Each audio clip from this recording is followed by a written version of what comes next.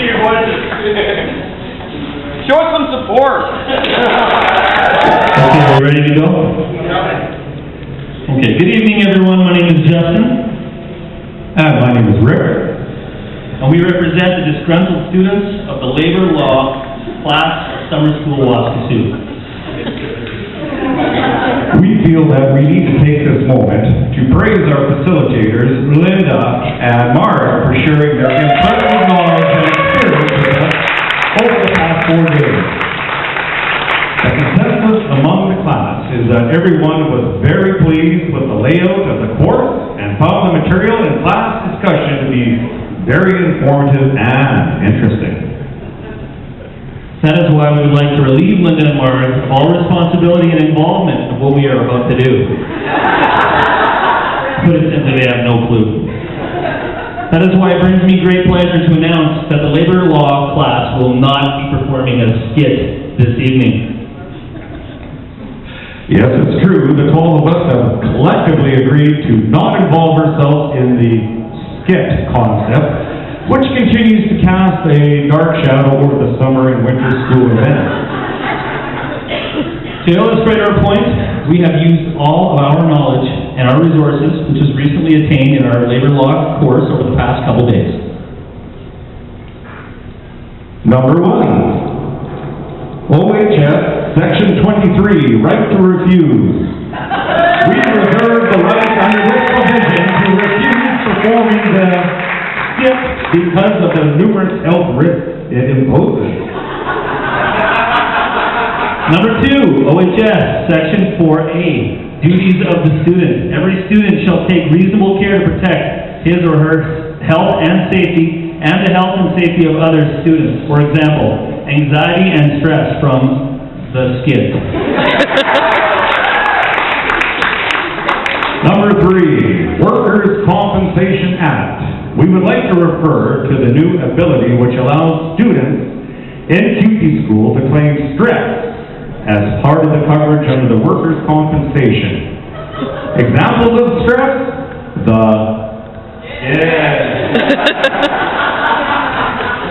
Number 4, Labor Standards Act, Section 6.1. The provision reads that no organizer shall require or permit any student to work or be at their disposal for more than 8 hours in a day.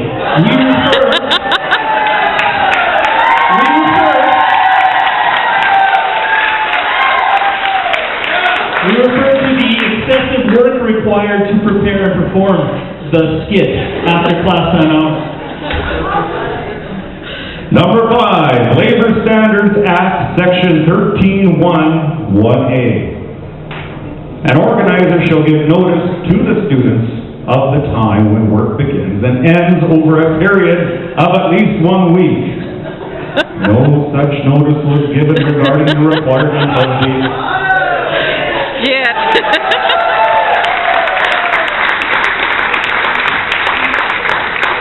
Number 6, Trade Union Act, Section 3. Students have the right to organize in and to form, join, or assist trade unions and to bargain collectively through a trade union of their own choosing. For example, the organizer's refusal to bargain with the labor law class collectively, which under this article is our right. And, as a result of this refusal, the organizer may be subject to an unfair labor practice under the following.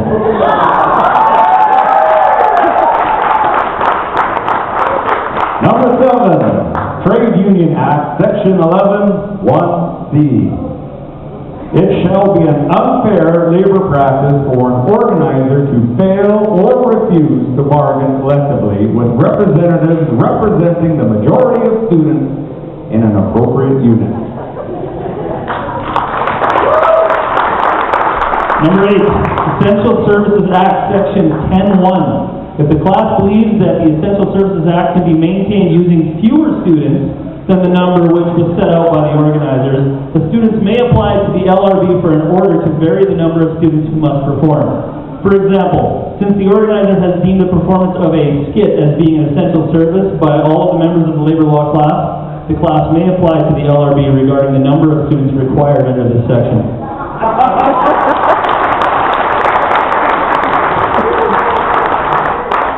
Number 9, Human Rights Code, Section 28.1. where a complaint is filed or initiated, the Chief Commissioner or any person designated by the Chief Commissioner shall do one or more of the following. A, attempt to resolve the complaint by mediation. B, attempt to negotiate a settlement. C, investigate the complaint, or D, continue an investigation after an unsuccessful attempt to mediate or settle the matter. For example, we will exercise our right under this legislation to have the Commissioner use these powers. Last but not least, number 10, Charter of Rights and Freedoms, Section 12. Everyone has the right not to be subjected to any cruel and unusual treatment or punishment. For example, we feel that A Skit constitutes cruel and unusual treatment under this provision. And after preparing for and performing in an involuntary skit causes undue stress, anxiety, and hardship among our members who do not want to participate, and therefore should be removed from the CUPE summer school and winter school curriculum. So